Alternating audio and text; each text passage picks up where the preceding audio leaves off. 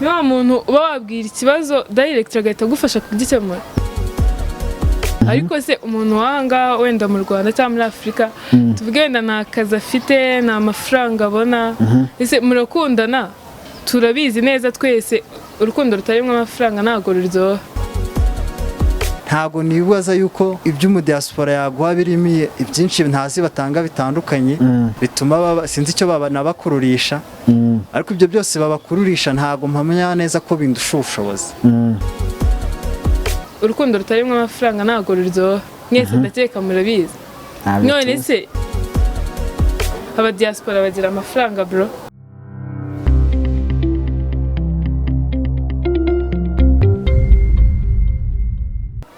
Twongeye gusuzana none twongeye gushimira abakunzi ba God TV show ahantu hose muri turabasuhuza kandi turabareba cyane ku ma like ku ma comment yanyu mutera ni ibintu by'agaciro kuba tubafite muri abantu b'ingenzi.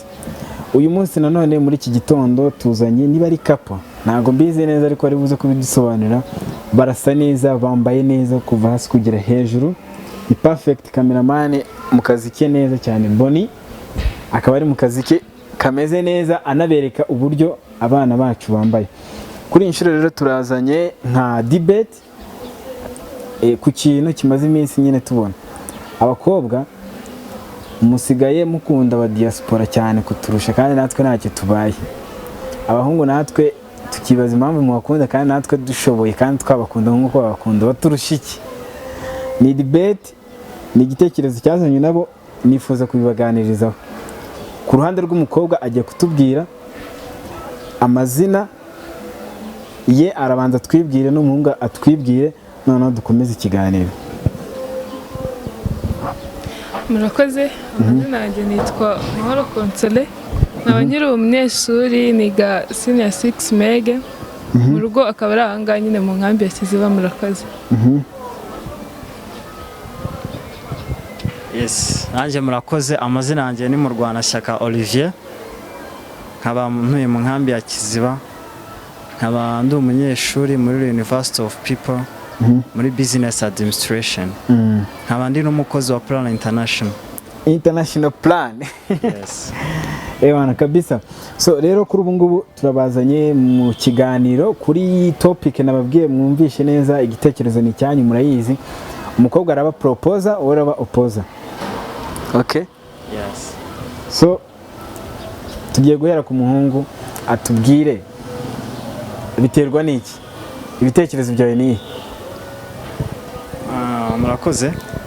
Ngiye mbere na mbere bashiki bacu bakunze guhengamira nkoresha iryo jambo ku basore baba hanze y'aba diaspora ariko mu by'ukuri mbona aba diaspora nta kintu baturusha. Mu buye buryo ya turiheraho turivuga pasoro dufite ubwenge dufite ubumenyi dufite imbaraga zo gukora ndetse n'umutima n'urukundo rwo kubaha. Ariko birarenga ugasanga bakunda aba diaspora kandi natwe nyamara urukundo rwacu ari urwuzuye. Umuntu ubyuka akaba yamenya ko aramutse atabanje kubaririza nkaba menya amakuru yawe ntabanje kunyura kuri social media ubabara nkabibona ku maso utavuze. Ni byinshi cyane.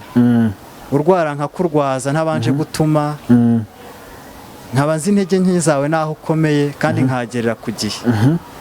Ntago nibaza yuko ibyo mu diaspora yaguha birimo ibyinshi ntazi batanga bitandukanye bituma sinzi icyo babana bakururisha ariko ibyo byose babakururisha ntago mpamya neza ko bindusha ubushobozi. Ya murakoze. Okay, tugiye ku mukobwa rero. Murakoze. Nkurikije ku byo musaza wanjye avuze bo babona ko abakobwa dukunda aba diaspora cyane ariko ntabwo konguka ariko bimeze kuko ntabwo bakunda umuntu utagukunda.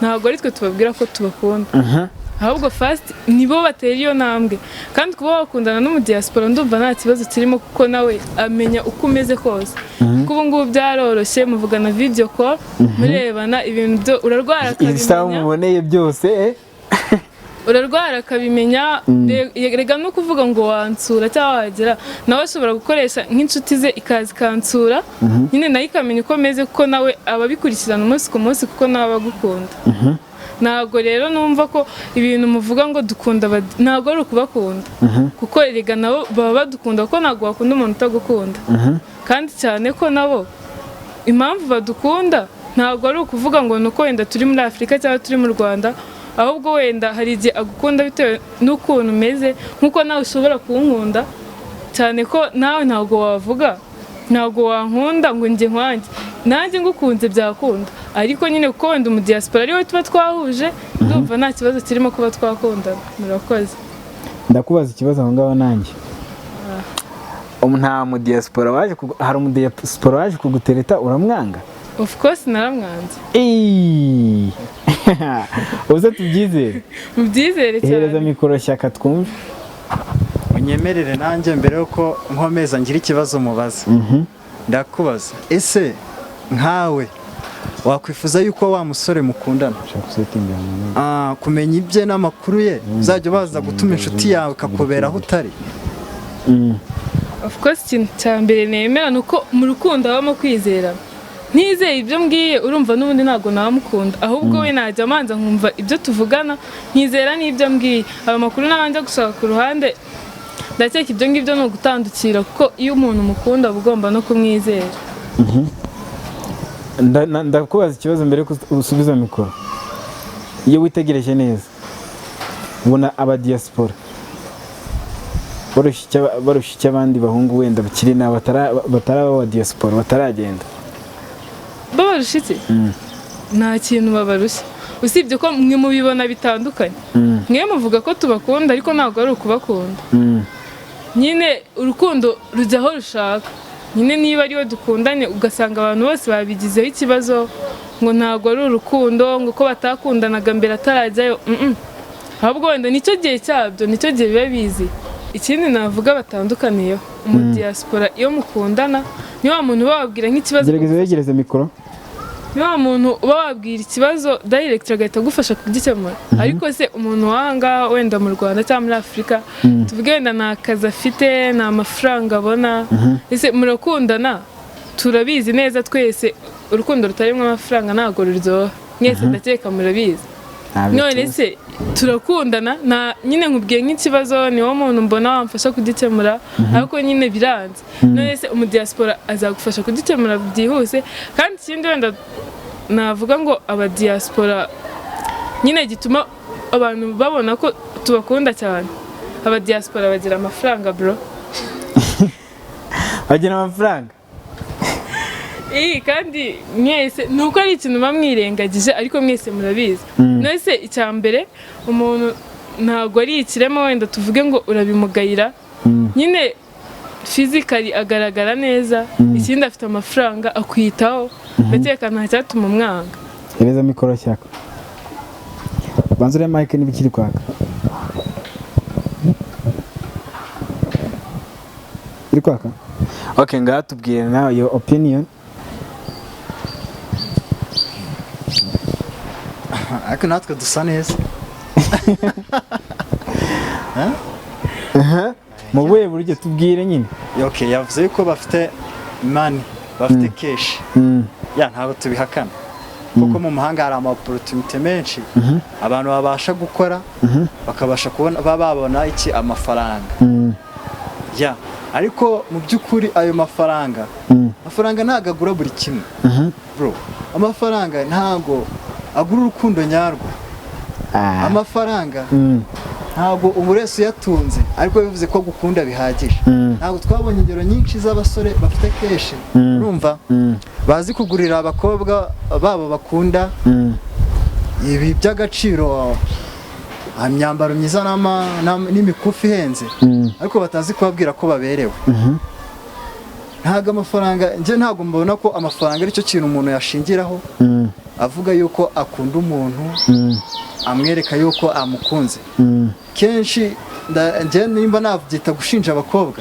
amarangamutima yabo ari hejuru kenshi bahita nimba amuhaye amwohereje izo $100 ko arizo zizanadukoraho tayari nta kindi amaso y'abakireba n'intekerezo. wowe rero ababona iyo telefone nziza yamuguriye kandi mu by'ukuri njyewe umukunda uyu munsi wa none umunsi ku munsi ntabwo mba nzi neza yuko ibyo bintu abikeneye. tuvuge wenda nimba ndi nk'umunyeshuri wo muri kaminuza nkaba mbasha kwiga universite mpuzamahanga ndi muri Afurika ndetse ndi n'impunzi, mbere na mbere byonyine bimpeye icyizere cy'uko nawe nshobora kugira icyo nakwikorera. mfite urugendo ndimo isa n'isaraye nshobora kuzakabya inzozi zanjye. wasanga uwo muntu nubwo afite amafaranga ariko atandusha mu mutwe ngo mungeranyirize agaciro k'ubumenyi, ubwenge n'amafaranga. Yes, biratandukanye ku ruhande rwanjye. Okay. Kiri aho ngaho ntabwo bitandukanye kuko ntabwo wabona amafaranga nta bumenyi nta n'ubwenge ufite. Ntabwo amafaranga wayakura yese. Ibintu byose ko bisaba gukura ukiga ugakora. Ntabwo rero wabona amafaranga nta bumenyi ufite, ntabwo bishoboka. Ndakubaza ikibazo. Iyo umukunzi wawe diaspora oya nawe ngira. Okay, nyine ndakubaza uwo mukunzi wawe nyine diaspora, sibyo? Ahari ubuzi buri munota ku wundi cyari gukora n'uwo bari kumwe. Ibi birumvikana ugomba kububizi. Mutari kumwe n'uwahangare gaturi kumwe none se tuba turi tubana mu nzu. Oya ntabwo tuba tubana. Rero nawe nkuko nawe yamamagara kuri telefone akambwira ngiye ahangaha ngiye kuhakora ibi ngibi, nawe niko yamamagara akabimbwira. Nawe akamenyesha ati uyu munsi gahunda zanjye ndabyuka njya ahangaha muri ibi ngibi nibwira nyine ntahe nduhuke. Ibi ni cyakavuze nyine ubwenge amafaranga urumva nawe urabyumva. We uno abari gutegura ejo hazaza heza ariga neza muri kaminuza nziza urumva, uwawe yagiye hanze wenda akorera amafaranga menshi ariko nyine ntabwo afite ubumenyi. Gerageza uhuze ibyo bintu. Ibi bintu rero mbihuje ntabwo tubyumvikana neza kuko ntabwo numva ukuntu umuntu yabona amafaranga nta bumenyi. Wayatoragura se?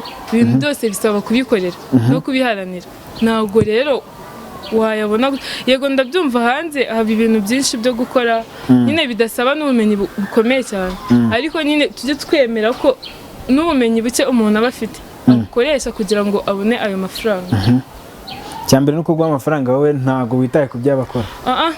Nanone kuma amafaranga none se ashobora kuyaguhariga yayibye ukamenya ati avuye he, ni ibiki akora, ese ni ibiki yirirwamo, ibyo byose nyine ukabimenya. Ndabona cyaka afite icyo ashaka kuvuga. Urakoze. None se ubwirwa n'iki umuntu wo hanze icyo akora?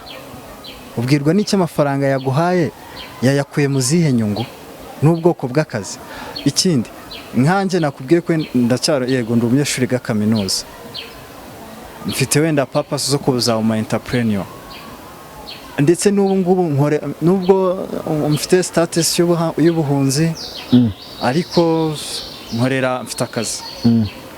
Yes, amafaranga make mbasha kubonamo ntacyo nakwima. Bwirwa n'iki ko ninabona menshi nzakwibagirwa ako kana?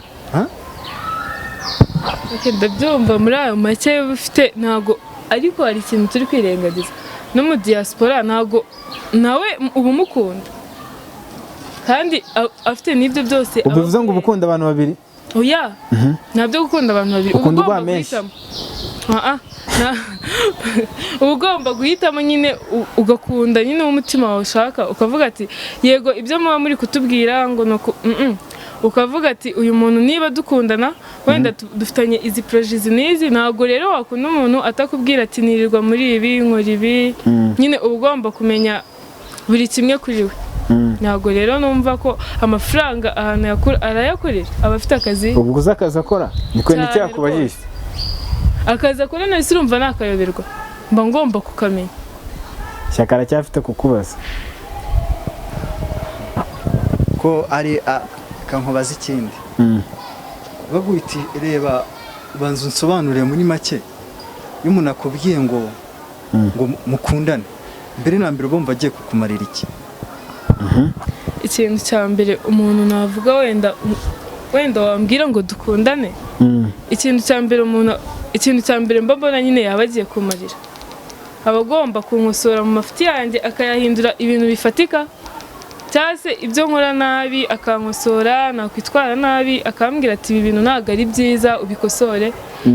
N'ibyo byose nagira ikibazo akamfasha kugikemura, akambwira ngo ihangane mu gihe ntameze neza biraza kugenda neza, nyine wa muntu unyereka ko ejo ari heza.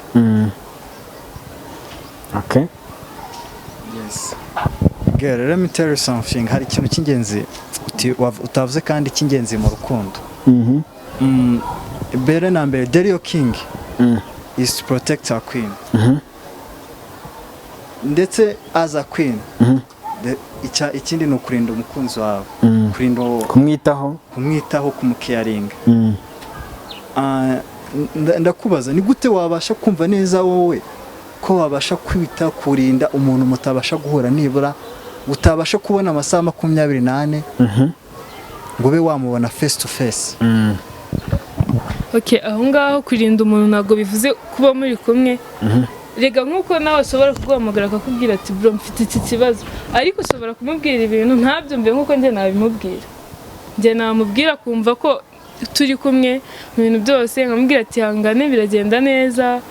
Nyine buri kimwe, ntabwo kwita ku muntu ariko muba mugomba kuba muri kumwe gusa. N'uwo mutari kumwe wamwitaho, no kubwira umuntu amagambo meza biramufasha, akumva ko atari wenyine, ari undi muntu bari kumwe.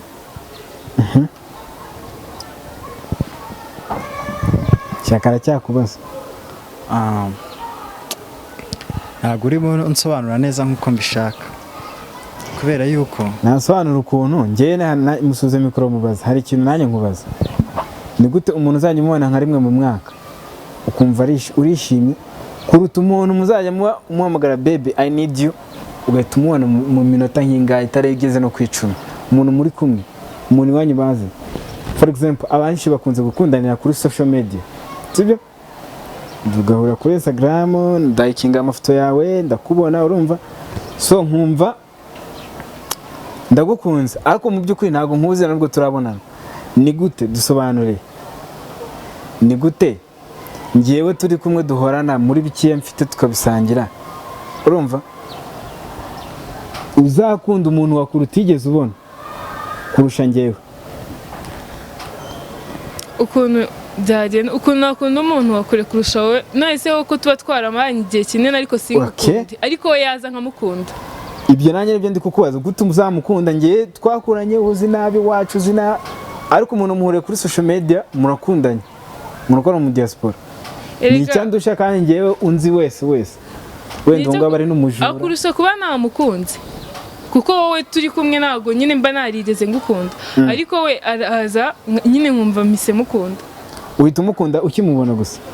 Oya, ntabwo ukunda umuntu kubera ko ukimubona, bitewe n'ibyo akubwira cyangwa se nuko muganira, nyine bikaba byakwatiratinga nyine kumukunda. Kuri ngewe rero tugiye gukora conclusion ni ishyaka, turabanza agira ikintu avuga. Yes, hanze ikintu navuga, nta kintu cyiza nko gukundana umuntu mubana umunsi ku munsi. For real, ni byiza, biri perfect, biri excellent, nyine birahambaye tu, ku buryo nyine ntabwo nabona urwego mbisobanuramo. Ariko even wabashije no kuba wabona umuntu wo hanze ukabona ko yagukunda kandi mugahuza, why not utamukunda? Erega umuntu kuba yaza mbere mu buzima bwawe ntabwo bisobanuye ko ari we uzakugirira umumaro kurusha uzaza nyuma. Ndetse umuntu ashobora kuza nyuma akagukunda kurusha abahageze mbere. Yes, mbere na mbere mushiki wanjye ashobora no kuba yabona mu diaspora ndetse akamukunda kurusha uko namukunda. Gusa twagiye tubona ingero nyinshi zo gukunda abantu bo hanze, abantu bikarangira bicujije. Ukunda umuntu wo hanze wiyumva ko kurusha ubushobozi muri location zitandukanye, bakunze guhemuka. Gusa biba byiza iyo wabonye umwizerwa bari amahirwe. Ya muri make ngewe rero biba byiza ubonye umuntu muri kumwe umunsi ku munsi, ariko wabonye no distance mukumvikana ko ari igihe kizagera mukabana, umunsi ku munsi mutabasha gutandukana wenda hagaca kuba hacamo intera mutari kumwe ariko igihe kikazagera mukaba muri kumwe nta cyambuza kumukunda. nanjye dusoza icyo navuga, icya mbere umuntu uri kure kuba wamukunda nta kibazo numva kirimo, kuko gukunda umuntu uri kure hari igihe rega niba ukunda umuntu mukunde hari intego, mukunde hari ikintu uvuga ati wenda uvuga ati ibi ngibi nibi tumaze kubigeraho, hari na byinshi cyane dufite kugeraho ejo hazaza, mukunde kuko hari byinshi akugezaho ibyo akungura, nyine hari intego uba umwizerwa kuri we nawe akwizere, apana kuvuga ngo uramukundira icyo ari cyo cyangwa se icyo akora, nyine umukunda kuko umutima wawe wamuhisemo muri abo bose, haba abo mwabanye abo mwakuranye, ariko we akaba yaza nyuma ukamukunda kuruta uko abo ngabo mwabanye nyine wabakunze. Uwo muntu nyine uba ugomba kumwubaha ukanabimukundira, ntabwo nyine wavuga ati ngo turi kumwe niyo ngomba gukunda, uwawe naza nyine naho yaba ari kure cyane nyine araza kandi bikagenda neza. Ubwo birangiye aba diaspora bubahwe cyane. Turabashimiye Shyaka na Mahoro ku mwanya wanyu muduhaye, ni ibintu by'ingenzi, ni ibintu by'agaciro kuba twabakiriye. Mugira ikintu mubwira abazabakurikira kino kiganiro, umunota umwe. Icyo twababwira, subscribe zirakenewe, muduhe ibitekerezo, comment, nyine mudukurikirane TV show, mudukurikire cyane, turabakunda cyane. Thank you so much.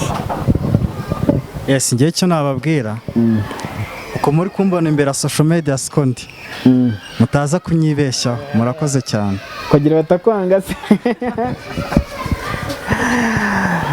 Murakoze cyane nkuko bababwiye, subscribe zanyu ni ingenzi, kuba wakora subscribe ugasharinga kugira ngo ibiganiro byacu byiza kandi byubaka bibagereho bose.